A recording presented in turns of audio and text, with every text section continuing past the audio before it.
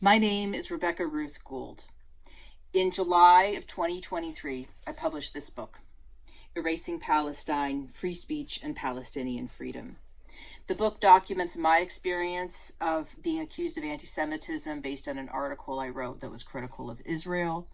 It documents my long journey through the study of Palestine, the study of anti-Semitism, and the study of free speech to define a space for myself in which I could be critical of Israel and know that I was not being anti-Semitic. And it documents the very intense and deep repression that is taking place in the UK, the US, and across Europe, particularly in university campuses, towards everyone who speaks out on behalf of Palestine and who follows their conscience and who calls for BDS.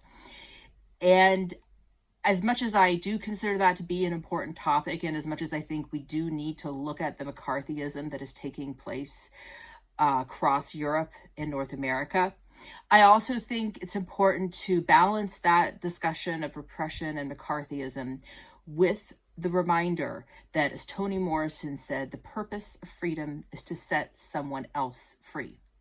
We need to remember that we are not living in a totalitarian state, that we do have democratic rights, even though there are people in positions of power who are trying to curtail them.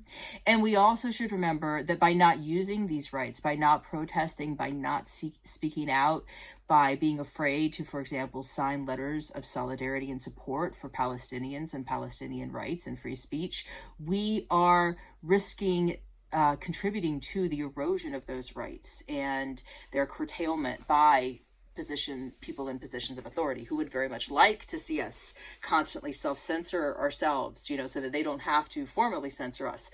And in the past few weeks, amid the bombardment of Gaza and its attempted annihilation from the face of the earth by Israel, I have witnessed quite a bit of self-censorship, and I find that very concerning. I find it as concerning as the McCarthyist repression that is taking place, because it is, in a sense, giving a license for further repression to take place. And so I also wanted to send a message just to say that we cannot be silenced. We should not be silenced. And even more, we gain nothing. We must speak out on behalf of Palestine, but when we silence ourselves, we also punish ourselves, and we harm our own society and limit the scope for change within our own worlds. And the truth is, I think, that most people who speak their conscience and who don't just insult people, just for the sake of insulting people, and who don't engage in any form of racism, which is never acceptable, those people do face difficulties. They do face a lot of pushback, but in the end, their courage and their moral clarity is recognized, and we should emulate them, and we should be inspired by them. We should not be silenced. So walk in courage and speak out.